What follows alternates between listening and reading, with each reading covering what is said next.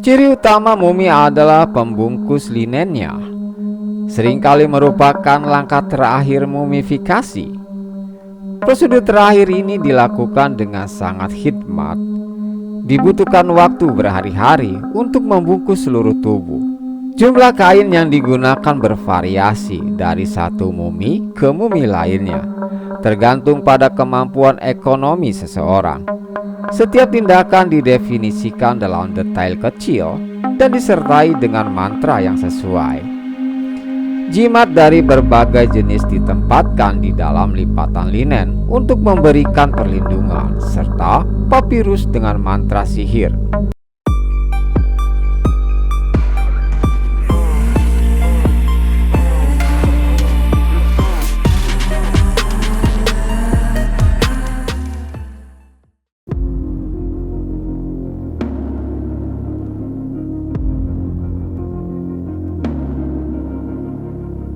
Sepanjang tahun 1800-an, ilmu pengetahuan Mesir memuaskan rasa ingin tahu sebagian orang tentang piramida dan mumi. Pengetahuan tentang mumi menghantui budaya populer sejak itu. Pada saat penemuan makam Tutankhamun oleh Howard Carter pada tahun 1922, gagasan tentang kutukan mumi pun muncul.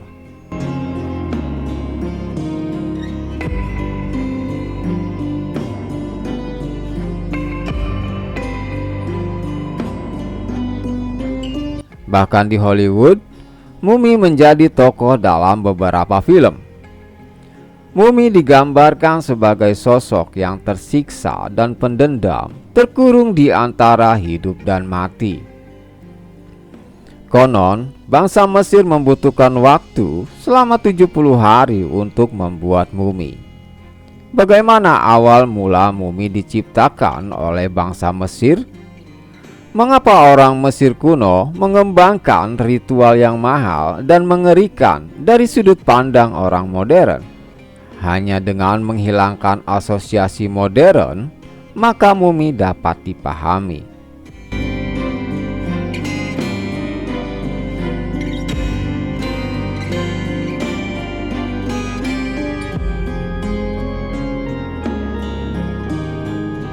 Objek kekaguman dan misteri, mumi diciptakan untuk menghormati para dewa dan orang-orang yang sudah meninggal.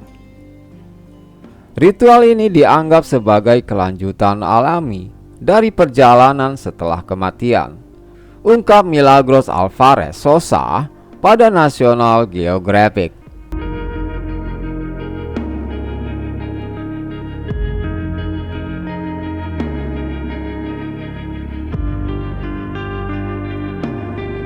Mumifikasi memiliki akar yang dalam di iklim dan geografi Mesir. Mumi tertua berasal dari milenium keempat sebelum Masehi. Pada saat itu, jenazah dikuburkan tanpa peti mati di padang pasir, di mana kondisinya mengering dan awet. Ketika kebiasaan berubah dalam masyarakat Mesir awal, mayat mulai ditempatkan di dalam peti mati dan makam. Memisahkan mayat dari tanah menghambat pengeringan mayat, sehingga teknik itu mengawetkan mayat sebelum dimakamkan pun mulai dikembangkan. Teknik-teknik ini terkait erat dengan keyakinan agama yang menggambarkan orang sebagai campuran elemen. Beberapa di antaranya adalah materi, tubuh, bayangan, dan nama seseorang. Yang lain dikaitkan dengan roh mereka. Ka atau energi kosmik yang diterima saat lahir. Ant atau napas vital. Dan Ba, kepribadian. Unsur-unsur ini untuk sementara dipisahkan ketika seseorang meninggal, sumber dari banyak penderitaan bagi pikiran orang Mesir.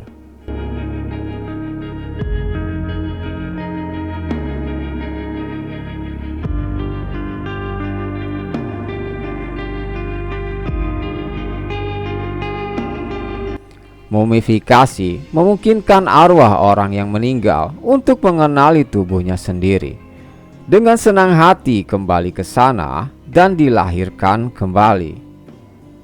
Ritual tersebut mencerminkan kisah Osiris, dewa dunia bawah, yang dibunuh oleh saudaranya Set. Pembunuhan Osiris menyebarkan bagian-bagian tubuhnya ke seluruh negeri. Sang istri kemudian turun tangan, menyatukan kembali dan mengubur potongan tubuhnya itu. Osiris dapat dihidupkan kembali. Dalam seni Mesir, Osiris sering menjadi mumi, tugas yang dilakukan oleh dewa Anubis. Mitos tersebut menekankan bagaimana orang Mesir percaya bahwa jiwa tidak memiliki harapan untuk menavigasi akhirat, kecuali tubuhnya utuh.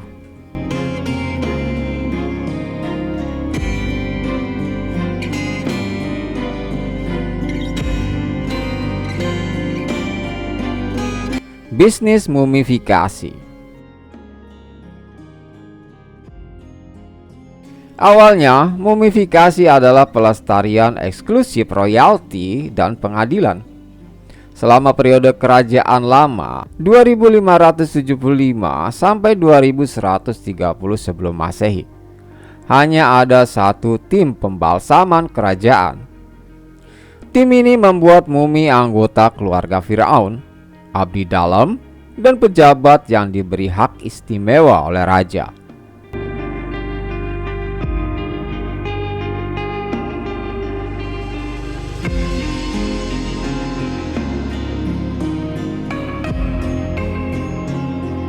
Belakangan, ritual itu mulai beredar di kalangan masyarakat.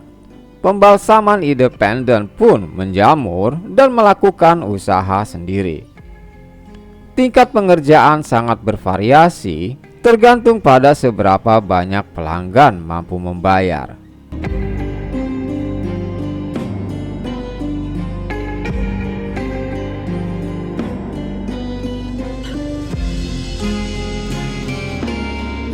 Pembalsaman dianggap sebagai profesional yang berkualitas karena memiliki pengetahuan anatomi dan harus melakukan serangkaian ritual. Tidak jarang mereka dipandang sebagai dokter dan anggota kelas sosial imam. Berbagai papirus telah ditemukan dan merinci berbagai profesional yang terlibat dalam proses tersebut. Salah satu yang paling terkenal adalah Lord of Secret, Heri Seseta, yang melakukan ritual mengenakan topeng Anubis. Ia adalah dewa pembalsaman yang diyakini telah melakukan mumifikasi Osiris sendiri.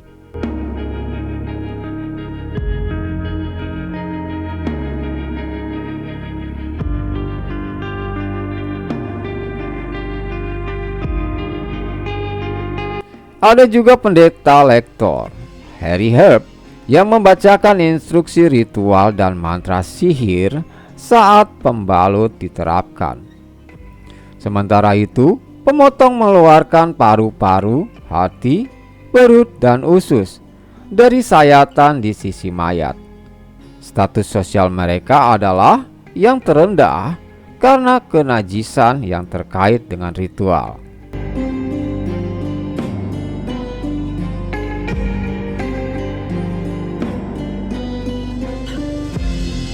Proses mumifikasi. Pembalsam melakukan tugas mereka selama fase waktu antara kematian dan penguburan. Biasanya berlangsung lebih dari 70 hari. Namun proses ini bisa berlangsung lebih lama. Satu catatan mengisahkan bagaimana Ratu Dinasti keempat Maresang III, istri Firaun Khafre, tidak dimakamkan sampai 274 hari setelah kematiannya.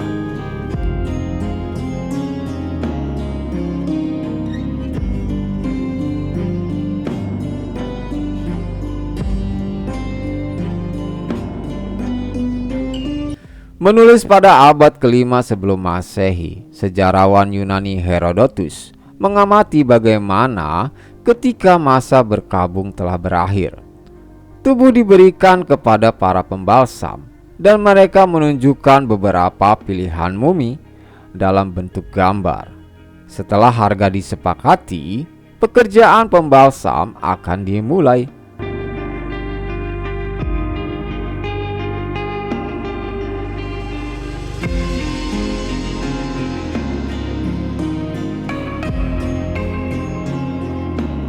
Tahap pertama dilakukan dengan cukup cepat karena mayat sudah membusuk di tengah sengatan panas Mesir. Ritual penyucian bagi almarhum berlangsung selama 3 hari di bangunan sementara yang disebut Ibo, di mana tubuh dimandikan.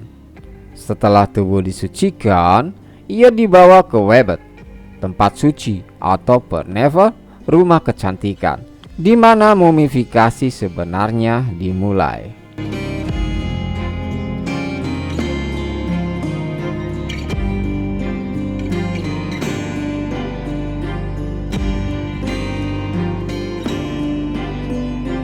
Menurut Herodotus, para pembalsam memulai pekerjaannya dengan mengosongkan kepala mayat. Orang Mesir kuno tidak melihat otak sebagai pusat akal dan identitas, sehingga mereka tidak berusaha untuk melestarikannya. Sebuah kait panjang dimasukkan ke dalam tempurung kepala dan diputar-putar untuk mencairkan otak. Cairan itu dituangkan ke dalam mangkuk. Selanjutnya, organ dalam dikeluarkan melalui sayatan, biasanya dibuat di sisi kiri perut. Namun hati, yang diyakini sebagai pusat kebijaksanaan, sengaja dibiarkan begitu saja.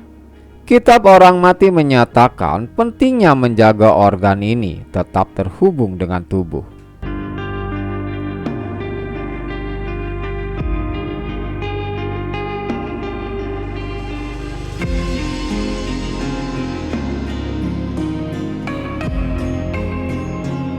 Dehidrasi sangat penting untuk proses pembalsaman.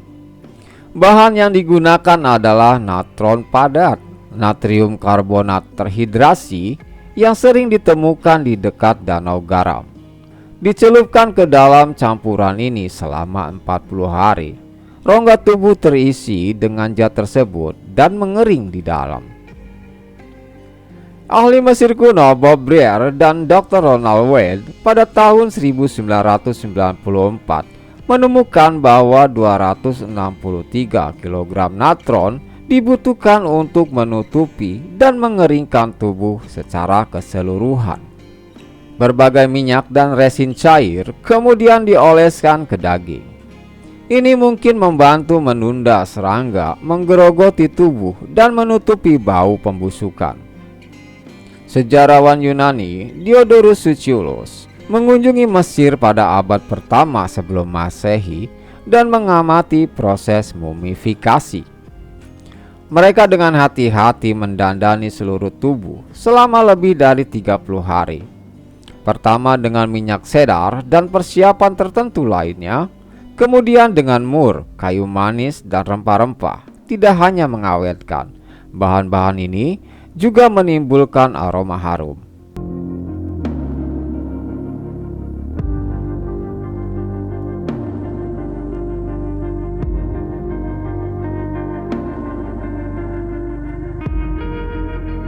Ciri utama mumi adalah pembungkus linennya. Seringkali merupakan langkah terakhir mumifikasi. Prosedur terakhir ini dilakukan dengan sangat hikmat. Dibutuhkan waktu berhari-hari untuk membungkus seluruh tubuh. Jumlah kain yang digunakan bervariasi dari satu mumi ke mumi lainnya, tergantung pada kemampuan ekonomi seseorang. Setiap tindakan didefinisikan dalam detail kecil dan disertai dengan mantra yang sesuai. Jimat dari berbagai jenis ditempatkan di dalam lipatan linen untuk memberikan perlindungan, serta papirus dengan mantra sihir.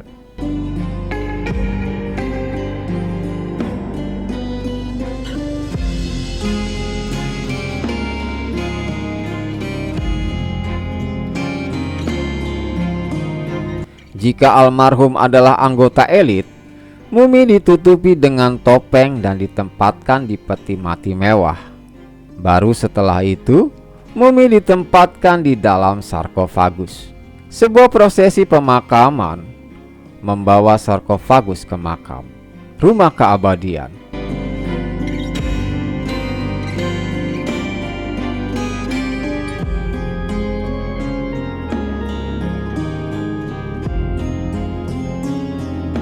Tubuh almarhum yang telah dilengkapi dengan baik untuk kerasnya kehidupan setelah kematian dapat bergabung kembali dengan unsur-unsur jiwanya. Setelah itu, barulah ia dapat dilahirkan kembali.